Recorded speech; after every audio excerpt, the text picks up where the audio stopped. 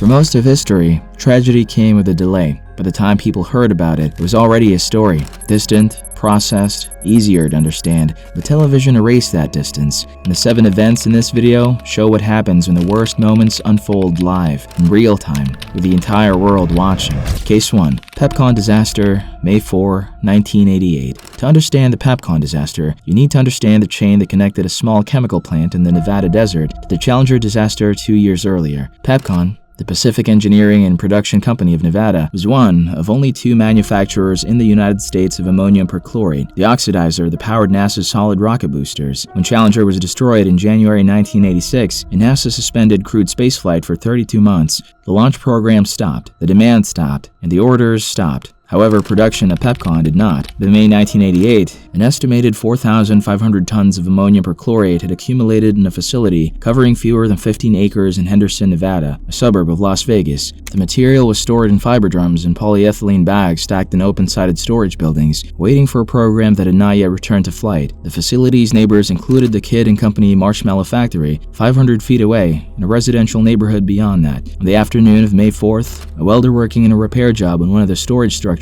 ignited a small fire. The fire spread to a storage building containing ammonium perchlorate. Employees began evacuating. Roy Westerfield, the plant controller, stayed behind to call 911. Bruce Halker, a worker who used a wheelchair, could not get out in time. Everyone else ran. What followed was a sequence of 7 explosions over approximately 4 minutes, each one larger than the last as the fire reached successive storage areas containing accumulated years of unsold oxidizer. The final explosion, the 7th, detonated an estimated several hundred tons of ammonium perchlorate in a single event and registered 3.5 on the Richter scale. The yield was later estimated as equivalent to approximately 0.25 kilotons of TNT, roughly 1/4 the scale of the Hiroshima bomb, concentrated in a residential suburb 7 miles from McCarran International Airport. The shockwave cracked windows on McCarran and buffeted a Boeing 737 on final approach, whose pilots reported the aircraft being visibly displaced by the pressure wave. The Marshmallow Factory, 500 feet away from the facility, was destroyed. Workers who made it out of the facility but not far enough encountered a different hazard, molten marshmallow, heated and sprayed by the blast, burning those who could not move quickly enough. The blast was felt across the Las Vegas Valley. 2 people died: Roy Westerfield, who had stayed to make the 911 call, and Bruce Halker, who had no way to run. What makes the Pepcon disaster the entry point for this list is what Dennis Todd was doing on the morning of May 4th. Todd was a subcontractor for local television station KRLR, working in a transmission tower in Black Mountain with a direct line of sight to the Pepcon facility. He had a broadcast quality camera with him. When the fire started and the explosion began, he kept filming. He captured the entire sequence: the fire, the early detonations, the growing fireballs, and the final catastrophic blast on broadcast-grade footage from an elevated position with an unobstructed view. That footage was removed from the camera, placed in a plane, and flown directly to NBC's facility in Burbank, California, where it was distributed to national affiliates and aired within hours. By the standards of 1988, this was as close to live television as a chemical plant explosion in the Nevada desert was going to get. Broadcast-quality footage of a major industrial disaster, captured in real time by a professional camera operator, reaching national audiences the same day. The Pepcon footage became the template for how such events were covered in the years that followed, and the image of those successive fireballs rising from the desert floor made it into nearly every subsequent documentary and news package about industrial explosions for decades. That whole... Oh! Ooh, that's gonna be loud! Boy, that destroyed everything. That'll get... That did the Marshmallow Factory too, I bet.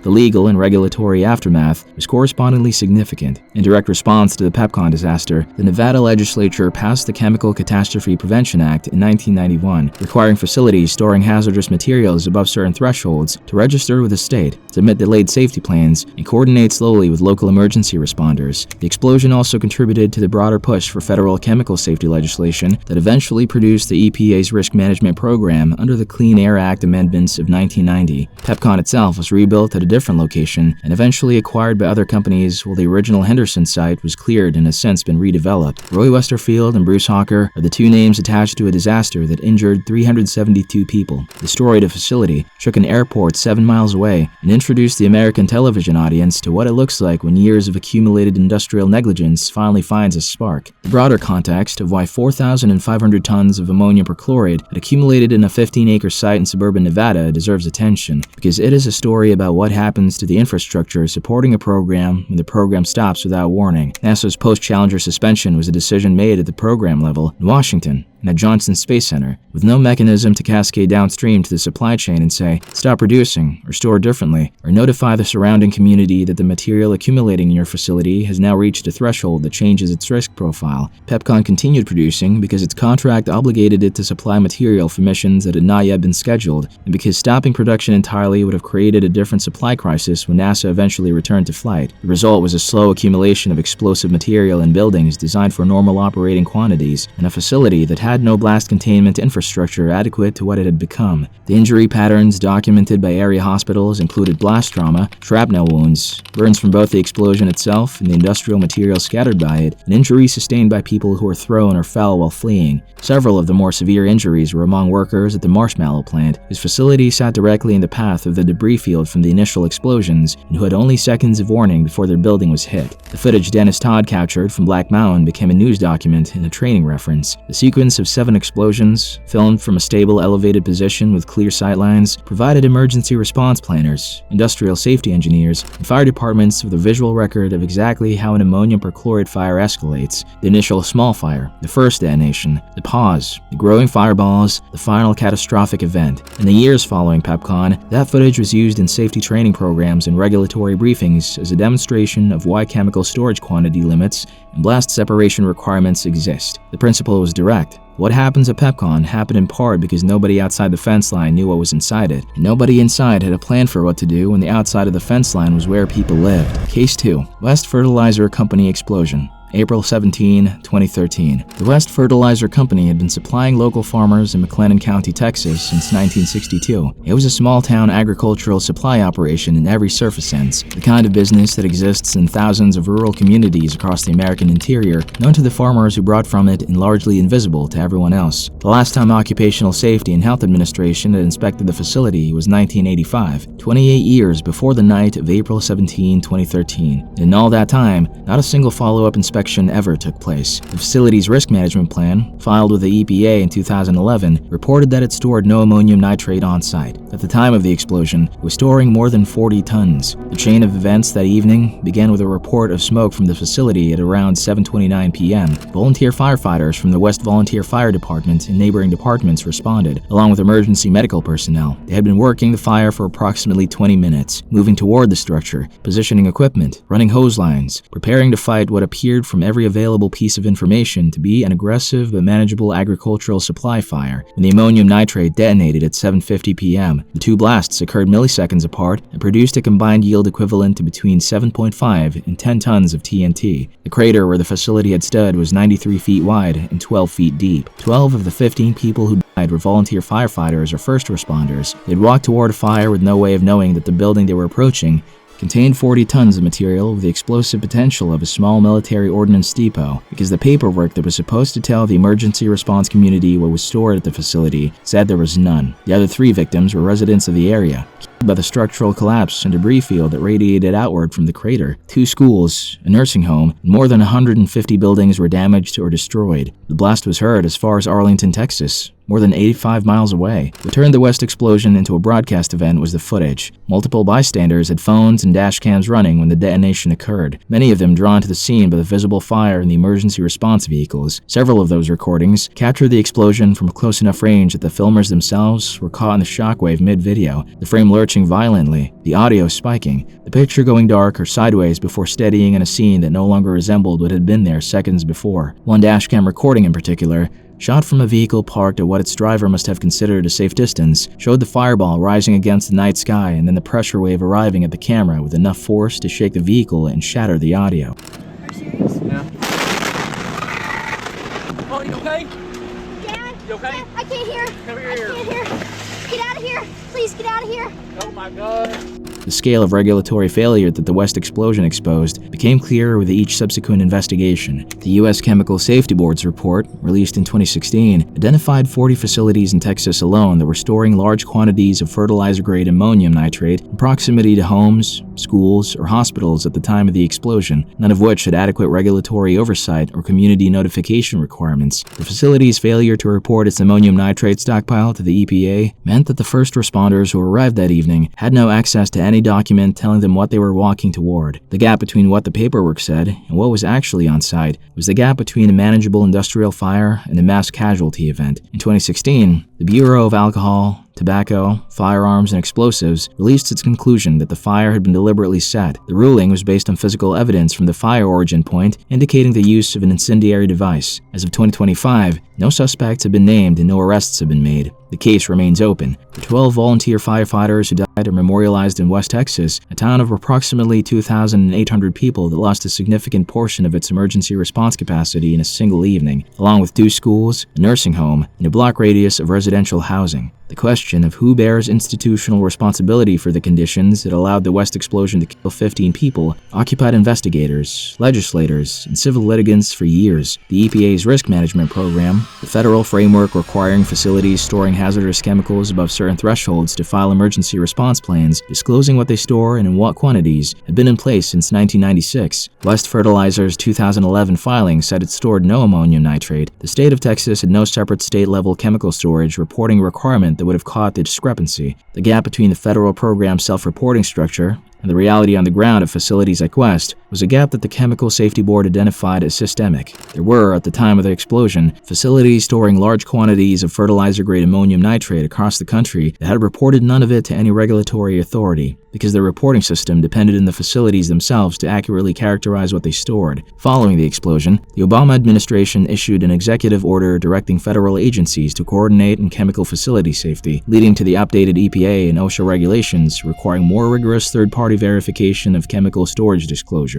The state of Texas, which had resisted state-level chemical storage oversight for years on the grounds that federal programs were adequate, passed its own chemical facility safety legislation in 2013. In the immediate aftermath of the explosion, the reforms were real. They addressed some of the specific gaps that West exposed. Whether they were sufficient is a question that emergency responders, safety researchers, and the families of the 15 victims continue to measure against each subsequent incident involving industrial chemical storage near populated areas. The dashcam and phone footage of the West explosion circulated globally at a speed that reflected the media environment of 2013 in ways that the PepCon footage, distributed by plane to a network in 1988, could not have anticipated. Within hours of the blast, the recordings had reached news organizations, social media platforms, and video sharing sites simultaneously, compressed into shareable clips that stripped away context and delivered the visual fact of the explosion to audiences who had no information about what had caused it, who had died, or what the building had contained. That is the particular character of the footage from West. Images of an enormous fireball and shockwave, shot by bystanders who had gathered to watch a fire they thought was manageable, followed by the frame going sideways, the audio collapsing, and the silence that comes after the pressure wave passes through. Case 3. Space Shuttle Challenger, January 28,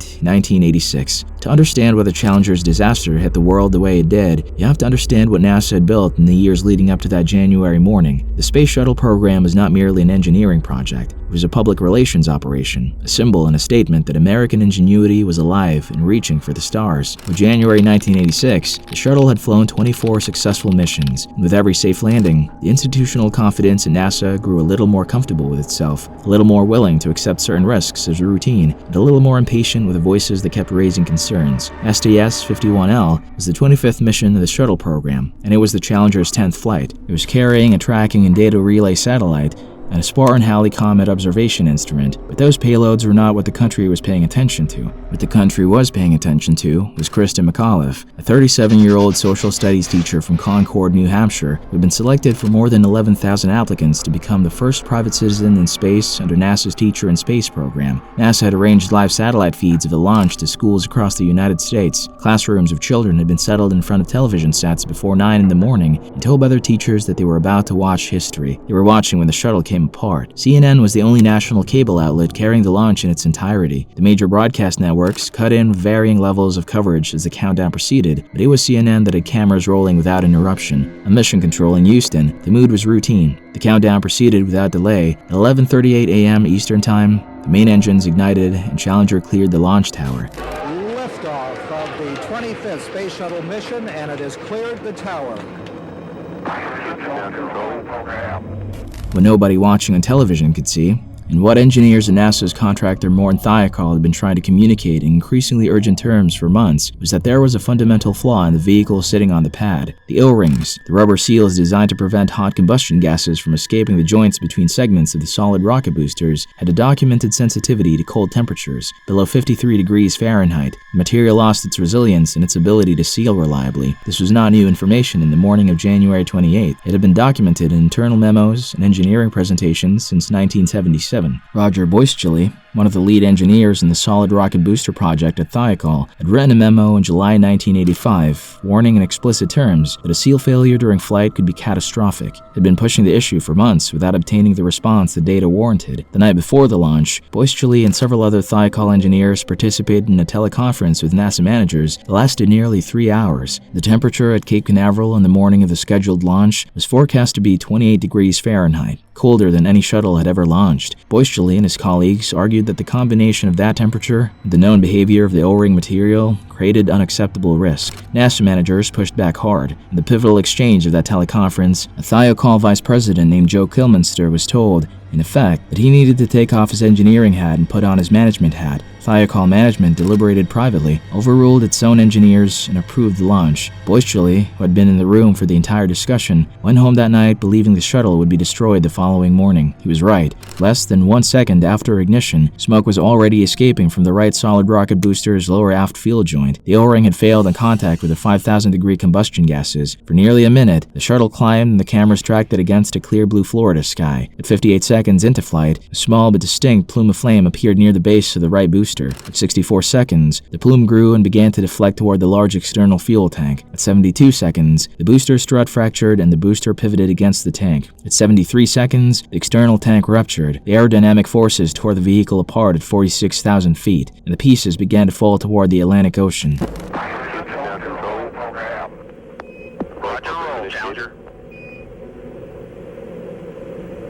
Good roll program confirmed. Challenger now heading down range.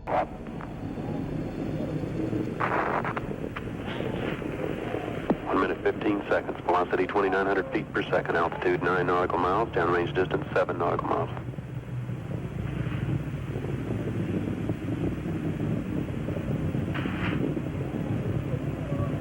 In newsrooms, classrooms, and living rooms across the country, what people saw was a fireball, and then a branching white contrail spreading across a clear blue sky, and then nothing where the shuttle had been. NBC anchor Kent Shockneck said on air, in a voice that had not yet caught up with what his eyes were telling him, that there had been an explosion. The shuttle mission will launch, my God. 1 minute 15 There's been an seconds. explosion. Velocity 2,900 feet per second. Altitude 9 nautical miles. Downrange distance 7 nautical miles. This is not standard. This is not something that is planned, of course. I can see a solid rocket booster has broken away from Shuttle Challenger. That's what you're looking at in the middle of your screen. I cannot see the shuttle itself. Seconds later, the NASA public address announcer at Mission Control, reading from prepared contingency language, stated calmly and precisely, obviously a major malfunction. Flight controllers here looking very carefully at the situation.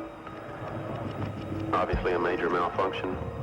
The silence that followed in those classrooms was different from ordinary silence. The children watching had no framework for this. They had been told they were about to see something wonderful. 7 people killed.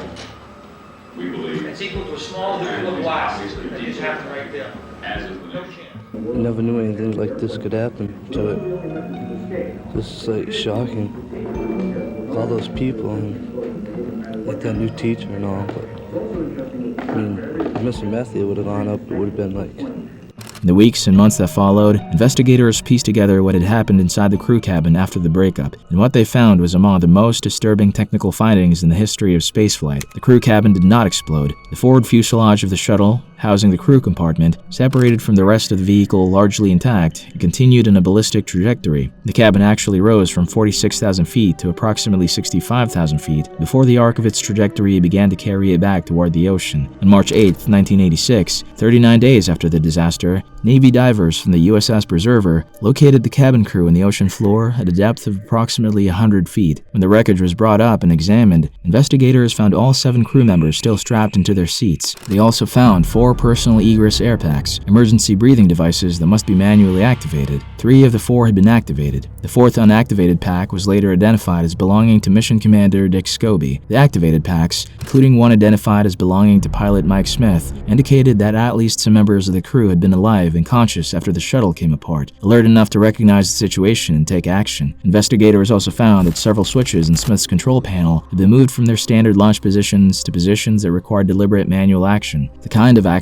a pilot takes when trying to restore power to a system that has gone dark. 2 minutes and 45 seconds after the breakup, traveling at approximately 200 miles per hour, the crew cabin hit the surface of the Atlantic Ocean. NASA's official position, stated by Dr. Joseph Kerwin of the Johnson Space Center in his July 1986 report, was and remains that the cause of death cannot be positively determined, but the evidence left behind by those activated air packs, by those moved switches, by a cabin that held together long enough for people inside it to respond to what was happening, makes the picture clear enough. The Rogers Commission, convened by President Reagan and led by former Secretary of State William Rogers, spent months reconstructing not just the physical failure, but the institutional one. Physicist Richard Feynman's contribution to the public understanding of the disaster came during a televised hearing when he placed a sample of O-ring material into a glass of ice water, left it for a few minutes, and demonstrated that the material became brittle and lost its compressive resilience at low temperatures. The demonstration took less than 2 minutes. It was one of the clearest moments of scientific communication in the history of American public life, and it was damning.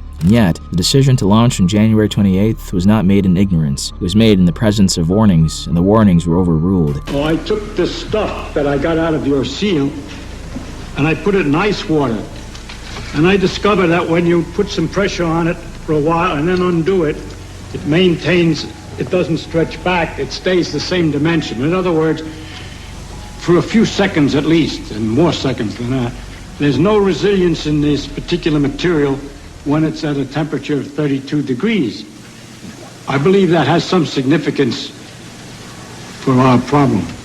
Boyce-Gilly spent years after the disaster testifying, writing, and speaking publicly about what he had experienced in the hours before the launch. He described the teleconference as one of the most professionally and personally distressing experiences of his life, not because the argument was technical and complicated, but because the argument was not really about engineering at all by the end. It had become about institutional authority and scheduling pressure and the accumulated credibility of an organization that had flown 24 times without catastrophic failure and had come to treat that record as a guarantee rather than a streak. The people who overruled the engineers were not acting from malice. They were acting from a worldview shaped by success, and that worldview had a blind spot large enough to kill 7 people. NASA suspended crewed spaceflight for 32 months. The 7 crew members, Francis Scobie, Michael Smith, Judith Resnick, Ellison Onizuka, Ronald McNair, and Krista McAuliffe, received full military honors. The teacher in space program was retired without ever flying again. It was replayed on television for weeks afterward, because it was the kind of image that people kept needing to look at again, as though looking at it long enough might eventually produce an explanation that felt adequate, but it never did. What happened to Roger Boyce-Gilly after the disaster is its own chapter. He continued working at Moore & Thiokol for a period after the accident, but his relationship with the company had been irreparably damaged by his public testimony before the Rogers Commission, in which he described in detail the warnings he had given and the management decisions that had overridden them. He was eventually reassigned to a position with no meaningful responsibilities, what he later described as a kind of professional exile within the company. He resigned in 1986 and spent the rest of his working life as a consultant, lecturer, and ethics educator, traveling to universities and engineering schools to talk about what had happened in the night before January 28th. He argued consistently and specifically that the Challenger disaster was not primarily an engineering failure, but an ethics failure, a failure of the institutional mechanisms that should have given technical experts the authority to stop a launch when they had documented evidence of catastrophic risk. He died in January 2012. The physical remains of Challenger were buried in decommissioned Minuteman missile silos at Cape Canaveral Air Force Station in 1986 and remain there today. In 2022, construction workers at the Kennedy Space Center Visitor Complex uncovered a large section of Challenger's fuselage during building work. NASA confirmed the identification and the section was preserved. The discovery served as a reminder that nearly 4 decades after the disaster, the physical evidence of what happened on January 28, 1986 is still emerging from the ground. Case 4. Oklahoma City bombing, April 19, 1995. Timothy McVeigh was 26 years old when he began planning what would become the worst act of domestic terrorism in American history. He was a decorated Army veteran who had served in the Gulf War, distinguishing himself as a gunner in a Bradley fighting vehicle and earning a Bronze Star. He returned from the Gulf War disillusioned and radicalized, convinced that the federal government had become a cruel force requiring a violent response. His ideology was sustained by a novel called The Turner Diaries, a white nationalist text describing in elaborate detail the bombing of a federal building by a truck loaded with ammonium nitrate and nitromethane. McVeigh sold copies of the book at gun shows and used it as an operational reference. The target he selected was the Alfred P. Murrah Federal Building in downtown Oklahoma City, a 9-story glass and concrete structure housing 17 federal agencies, including the Bureau of Alcohol, Tobacco, Firearms, and Explosives, the Drug Enforcement Administration, and the Department of Housing and Urban Development. McVeigh had surveilled the building and knew its layout in detail. He knew the America's Kids Daycare Center was on the second floor, directly facing the street, where the children of federal employees were brought each morning. He chose the building because it was federal, the date because it was the second anniversary of the federal assault in the Branch Davidian compound near Waco, Texas, in which 76 people died in 1993, and the hour because he wanted the building full. The bomb was assembled over several weeks in a rented storage unit in Kansas. Approximately 7,000 pounds of ammonium nitrate fertilizer mixed with nitromethane and diesel fuel, packed into 16 55-gallon plastic drums in the back of a rented Ryder truck at a total cost of roughly $5,000. McVeigh drove the truck to Oklahoma City in the morning of April 19th, parked it at the drop-off zone in front of the Murrah Building's north face, lit 2 fuses of different lengths as redundancy, walked to a car he had parked several blocks away earlier, and drove north on Interstate 35. At 9:02 a.m., the bomb detonated. The force of the explosion destroyed the entire north face of the Murrah Building from the second floor upward, peeling the reinforced concrete away from the steel frame and collapsing the upper floors onto each other in a progressive pancake failure. 1/3 of the 9-story building was gone within a fraction of a second. The daycare center on the second floor, positioned at the front of the building in its most exposed location, took the full force of the blast wave.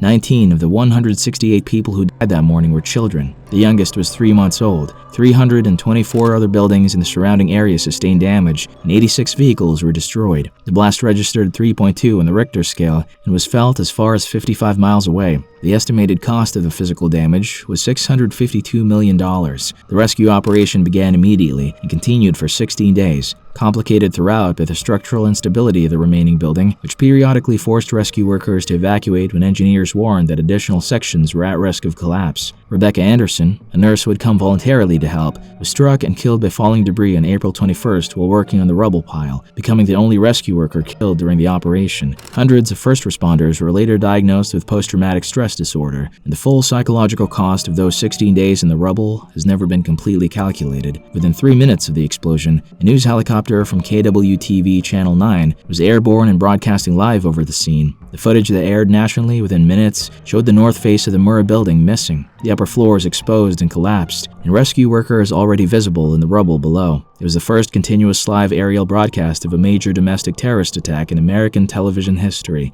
and the images it produced of a federal building pancaked onto the people inside it settled into the national consciousness in a way that the word bombing alone never could have achieved. About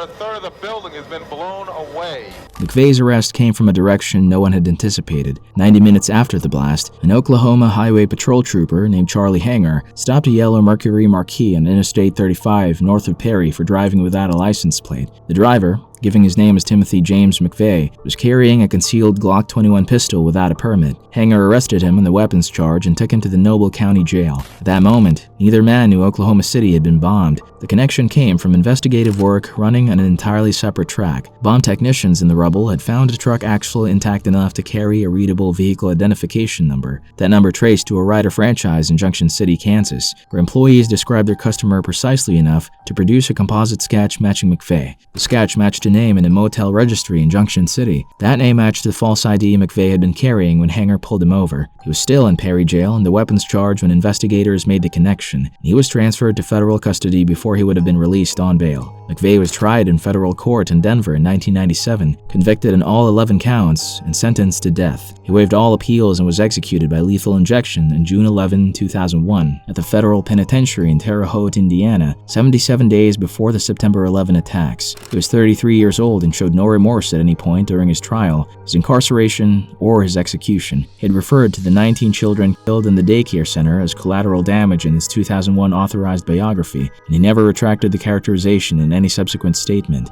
The broader context of McVeigh's radicalization is a part of the story the bombing forced the country to confront. The confrontation it handled imperfectly. McVeigh was a native-born American citizen, an Army veteran with a decorated record, radicalized through a specific pipeline of gun show culture, militia movements, anti-government literature, and the particular grievances of Waco and Ruby Ridge. The investigation found that while McVeigh and his co-conspirators Terry Nichols and Michael Fortier had operated without formal organizational support from any recognized militia group, they had existed within a broader ecosystem of anti-government extremism that had been building throughout the early 1990s. That ecosystem was something American political culture had not fully reckoned with before April 19, 1995. The reckoning it attempted afterward proved to be insufficient, as the decades that followed would make clear. The survivors of the Oklahoma City bombing have provided some of the most extensively documented first-person accounts of blast trauma and structural collapse in American history. Dinah Bradley lost her mother and 2 children in the blast and spent hours trapped in the rubble with her leg pinned under a concrete beam before a surgeon amputated it at the scene in order to free her. Her account of that period,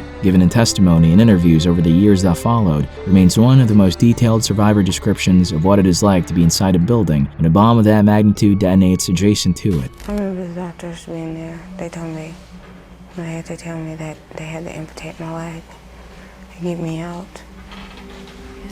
And I just said, do what you need to do to get me out. I mean, I could have died because if I wouldn't have.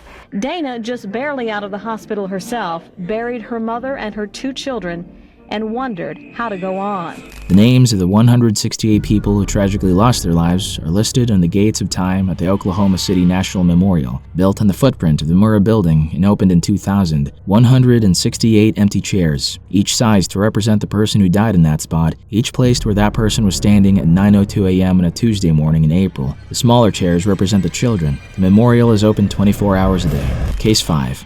Tianjin Port Explosions. August 12, 2015. Tianjin is one of the largest port cities in China and one of the most active commercial shipping hubs in the world, processing hundreds of millions of tons of cargo each year through a complex of terminals, warehouses, and logistics facilities that stretches for miles along the Bohai seacoast. The Binhai New area, where the explosion occurred, had been developed as a model of modern industrial infrastructure, a showcase of China's logistical capacity positioned at the edge of the city where the freight economy met the residential one. Ruihai International Logistics, the company operating the warehouse that detonated on the night of August 12, 2015, had been storing chemicals there for years under the oversight of port authorities whose own officials, it would later emerge, had financial relationships with the company's management. Shortly before midnight, a fire broke out in a storage container at the Ruihai facility. The warehouse held more than 40 types of hazardous chemicals, including ammonium nitrate, sodium cyanide, potassium nitrate, and calcium carbide. Over 1,000 firefighters were dispatched to the scene, many of them without complete information about what the warehouse contained.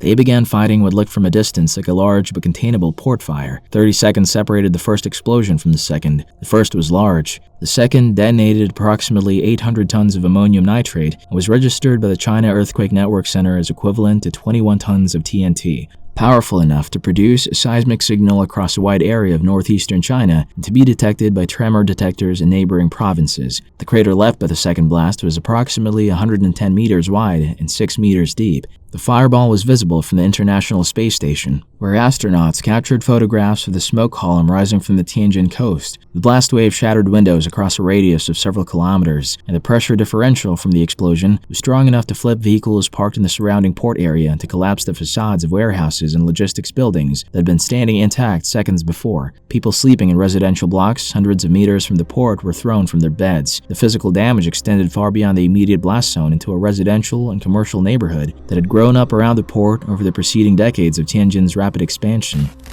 Whoa! I'm videoing it. What the I think that might be a gas station or something. Whoa! Oh! What the?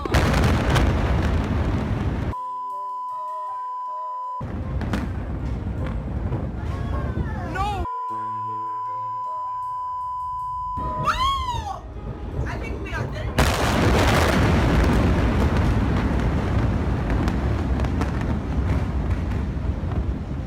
footage of the Tianjin explosions is among the most replicated explosion video in the history of the internet. Security cameras, dash cams, and live streaming platforms were all running when the detonations occurred. The footage was shared globally within hours of the event and became the defining reference clip for what a large industrial detonation looks like when captured by multiple simultaneous cameras.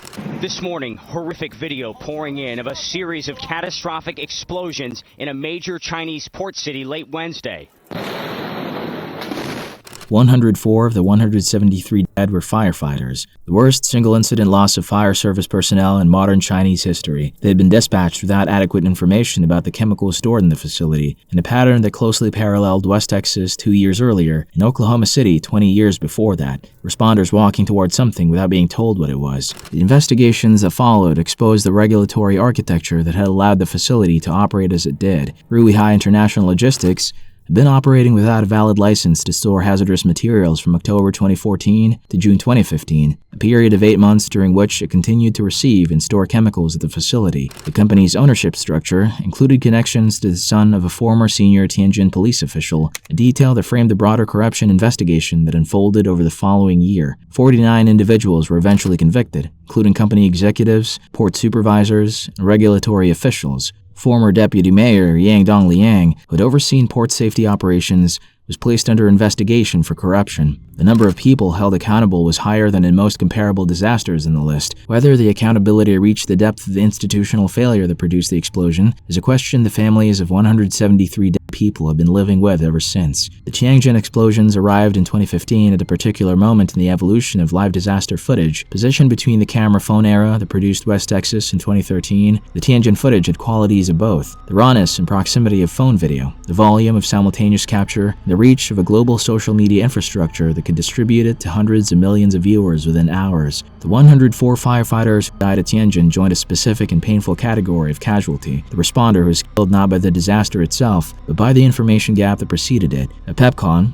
Bruce Hawker could not evacuate because he was in a wheelchair, and the evacuation plan had not accounted for him. At West Texas, 12 volunteer firefighters walked toward a detonation they had not been told was possible. At Tianjin, over 100 firefighters entered a chemical fire without a complete manifest of what the warehouse contained. The thread connecting those three events is not the explosion, but the gap between what the people sent toward danger were told and what was actually there. And if you've been paying attention to the chemistry, you might have noticed the same compound appearing at the center of multiple disasters in this list. The next one is the largest non-nuclear detonation of ammonium nitrate ever recorded, in the middle of a capital city, while hundreds of cameras were already running.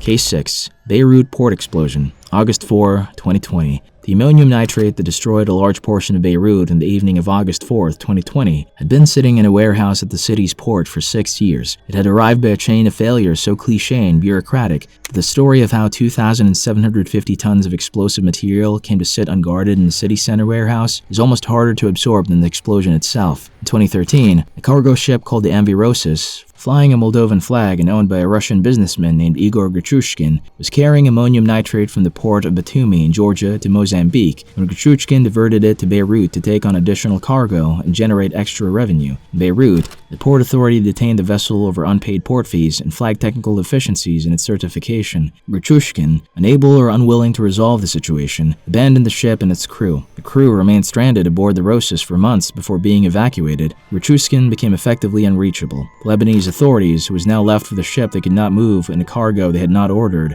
offloaded the ammonium nitrate and stored it in Warehouse 12 at the port of Beirut. From that point, the material sat in Warehouse 12 through 2014, 2015, 2016, 2017, 2018, and 2019. Lebanese customs officials who understood the nature of the cargo wrote formal letters to judges requesting authorization to re-export or destroy the material. There were at least 6 of these letters sent between 2014 and 2018. Each one was returned without action, either on procedural grounds or simply without a response. No ministry took ownership of the problem. No official issued an order. The ammonium nitrate remained in Warehouse 12, sometimes guarded, sometimes not, while the city of Beirut went about its business a few hundred meters away. By 2020, Lebanon was a country in several overlapping states of crisis at once. The currency had lost more than 80% of its value against the dollar since October 2019. A mass protest movement had drawn hundreds of thousands of people into the streets, calling for the resignation of the entire political class. The country had gone months without a fully functioning government. Then COVID-19 arrived. The collapse of public services accelerated.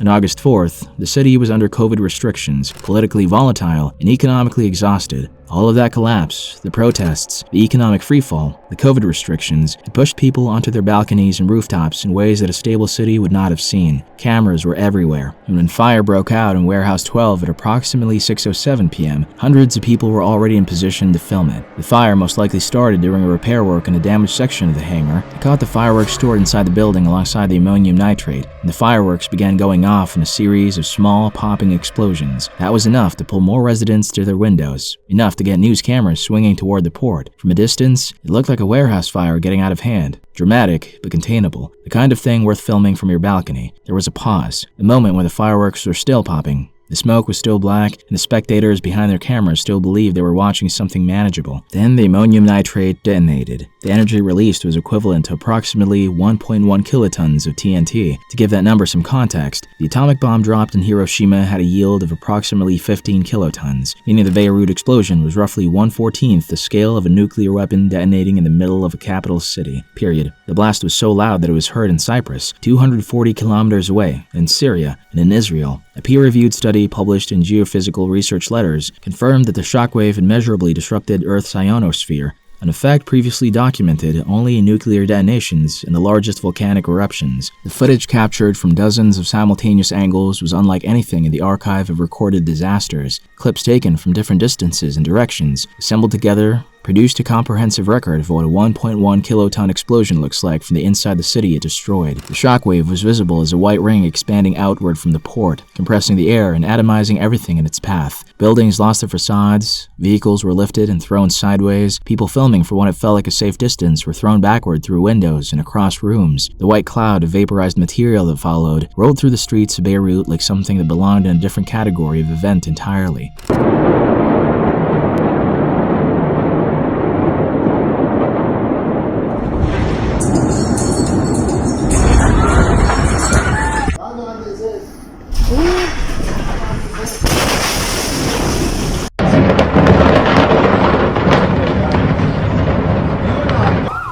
$218 people were killed, more than 7,000 were injured, 300,000 people were displaced from their homes, a number equal to roughly 1/10 of the city's entire population. 77,000 apartments were damaged. Half of the city's functioning hospitals and healthcare centers were put out of commission by the same blast that was simultaneously generating hundreds of trauma victims. During a COVID-19 wave that had already reduced the capacity of those facilities, at least 3 children under 15 were killed, and 80,000 children were left without adequate shelter. Beirut's port was the commercial lifeline of Lebanon, the entry point of approximately 80% of the country's food imports and most of its fuel. The destruction of port infrastructure meant that a country already experiencing severe food insecurity due to the currency collapse was now facing an immediate logistics crisis on top of an acute humanitarian emergency. The World Food Program was on the ground within 48 hours. International aid arrived from France, the United Arab Emirates, Jordan, and dozens of other countries. The political aftermath produced immediate and dramatic outcomes, followed by years of deliberate obstruction. Prime Minister Hassan Diab and his entire cabinet resigned 6 days after the explosion. A retired judge named Tarek Bitar was appointed to lead the criminal investigation. He began issuing subpoenas to senior officials. Those officials responded by filing legal complaints against Bitar himself, using Lebanon's own court system to have him removed from the case. The investigation was halted and restarted multiple times over the following years. In 2023, 38 UN member states issued a joint statement at the Human Rights Council condemning the obstruction and calling on Lebanon to let the inquiry proceed. Lebanon did not.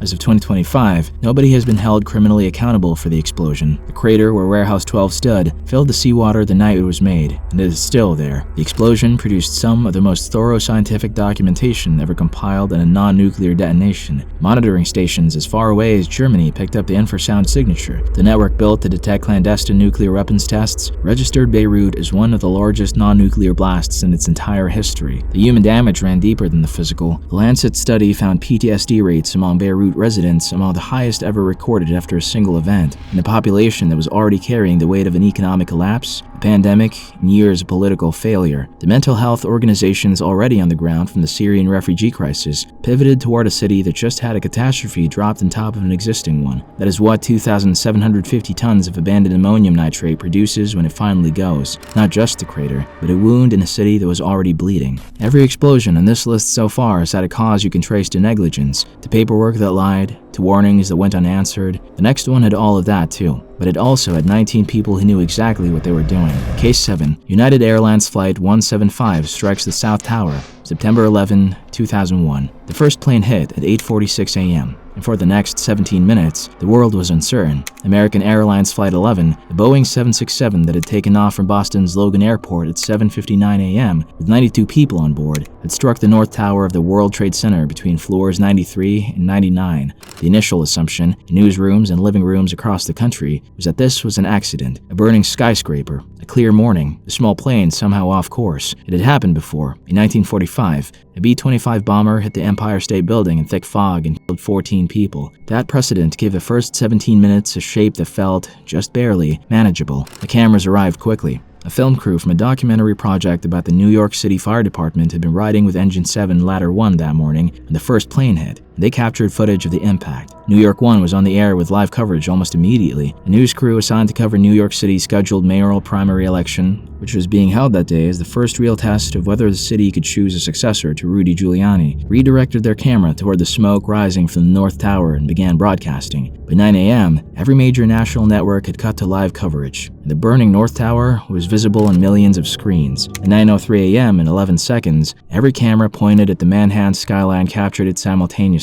United Airlines Flight 175, a Boeing 767-200 that had taken off from Boston at 8:14 a.m. with 65 people on board, traveling at approximately 590 miles per hour, struck the South Tower between floors 77 and 85. The plane entered from the south face and exited through the north and east facades simultaneously. The fireball emerged from multiple sides of the building at once. Hundreds of millions of people around the world were watching live. The second impact removed, for all of them, every remaining possibility of accident. What was happening had a different name entirely. Inside the South Tower, the impact had destroyed or blocked 2 of the 3 stairwells serving the floors above. Stairwell A, in the building's northwest corner, remained partially passable and was used by approximately 18 people above the impact zone to descend to safety, the only survivors from above floor 77. People on the higher floors who could not reach a working stairwell moved toward the roof in hopes of helicopter rescue, unaware that the roof access doors were locked and the heat and smoke made any rooftop extraction impossible. Others stayed at their desks and called their families on office phones and cell phones. The calls from above the impact zone in both towers represent a specific and shattering category of primary source material from September 11. In those minutes between the impacts and the collapses, hundreds of people made calls to family members, to 911 operators, to colleagues. Many of them were calm, precise, and specific in what they described. Their floor number, the number of people with them, the condition of the corridor, the smell of smoke, the heat rising from below. They were doing what people do when they still believe help might come, which is to give the helpers everything they need to find you. But in many of those cases, help could not come. The stairwells were gone, the elevators were gone, the buildings were going to collapse. The calls were made anyway, and the recordings exist. They are among the most direct evidence of what those 56 minutes inside the South Tower and 102 minutes inside the North Tower actually contained. What the cameras also could not show was what was happening inside the buildings and the floors below the impact zones, where the Fire Department of New York City was conducting one of the most extraordinary rescue operations in American emergency history. Within minutes of the first impact, hundreds of firefighters had begun climbing the stairs of the North Tower with full gear, moving upward while evacuation flow came down past them. Radio communication inside the towers was severely compromised by the steel and concrete structure. Many firefighters were working with incomplete or incorrect information about the scale of the situation above them. At 9:59 a.m., when the South Tower collapsed, many FDNY personnel inside the North Tower did not yet know the building beside them had ceased to exist. The official account of the radio communications in the final minutes before the North Tower's collapse, reconstructed from recordings and survivor testimony by the 9/11 Commission, reveals a command structure fighting simultaneously on multiple fronts with broken information and equipment limitations that had been flagged and documented within the department years before the attacks. 343 FDNY members died on September 11th, the single largest loss of life for a fire department in a single incident in recorded history. The South Tower collapsed 56 minutes after the impact of Flight 175 and before the North Tower, which had been struck 17 minutes earlier. The earlier collapse surprised the engineers and fire commanders on the ground, who had expected the North Tower, which had been burning longer, to fall first. Subsequent structural analysis found that the angle of Flight 175's impact had concentrated the thermal load from the burning jet fuel in a smaller and more critical section of the South Tower steel support structure, accelerating the failure sequence. When those columns failed, the upper floors came down as a unit, and the lower floors could not absorb the impact. The process took approximately 10 seconds from initiation to completion.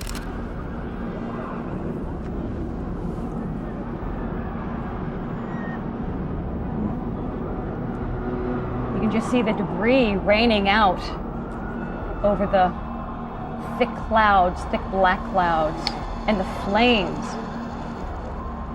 The collapse generated a cloud of pulverized concrete, steel, gypsum, insulation, asbestos, and other materials that rolled outward from the base of the building at running speed, filling the streets of Lower Manhattan and coating everything in white dust. People watching from blocks away were engulfed before they could run far enough. The footage of the collapse and the cloud rolling through the streets was captured from multiple angles simultaneously and broadcast live in every network. Joining the images of the burning towers and the second impact is part of the visual record that defined the morning. Inside that cloud were particles that would spend the next 24 years killing people slowly. Ground Zero burned and smoldered for 99 days after September 11th. The air over Lower Manhattan during that period contained debris, lead and mercury from electronics, benzene and other volatile organic compounds from the jet fuel, and thousands of other toxic substances from the contents of two 110-story office buildings and all the infrastructure that supported them. Many of the first responders and construction workers who spent weeks and months working on the pile, and many of the residents and office workers who returned to Lower Manhattan the days and weeks after the attacks,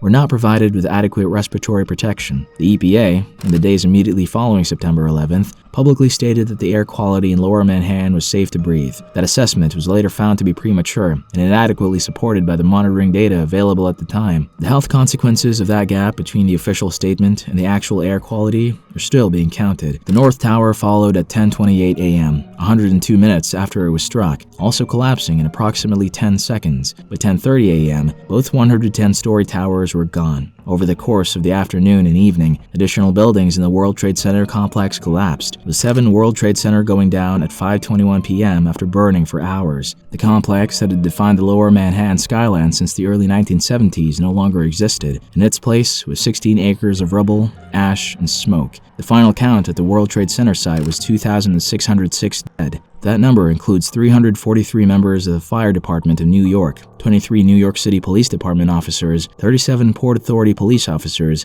and 2,360 civilians who went into the buildings and did not come out, where American Airlines Flight 77 struck at 9:37 a.m. and killed 184 people, and from United Flight 93, where 44 people died near Shanksville, Pennsylvania at 10:03 a.m., were added to the count. The total number killed from the September 11th attacks was 2,996. Major American broadcast networks suspended all commercial programming for 93 consecutive hours beginning on the morning of September 11th, the longest uninterrupted news broadcast in the history of American television. The decision was unanimous across ABC, NBC, CBS, CNN, and Fox News, made without coordination because every network arrived independently at the same conclusion. There was nothing else to broadcast. There was no regular TV at all, only continuous news, because the situation was too significant to interrupt. The coverage was watched, in whole or in part, by an estimated 80 million Americans on September 11th alone, and by hundreds of millions globally. The images produced by those 93 hours became the defining visual archive of the early 21st century. The intelligence picture in the months before the attacks has its own accounting. The 9/11 Commission identified 36 pieces of intelligence collected between April and September 2001, pointing toward an imminent operation. The most specific was the presidential daily brief delivered to President Bush on August 6th,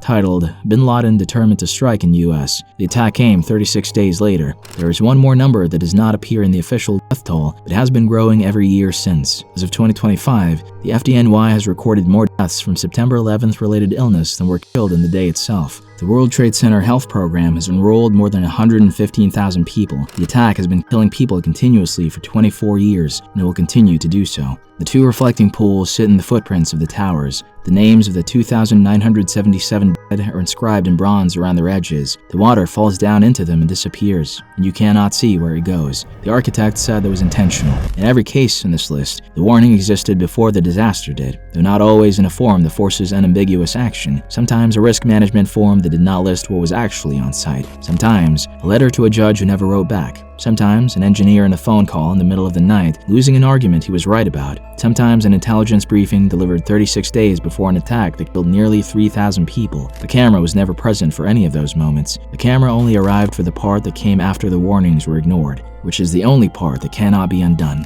And that is the particular quality of horror that lives in all 7 broadcasts in this list.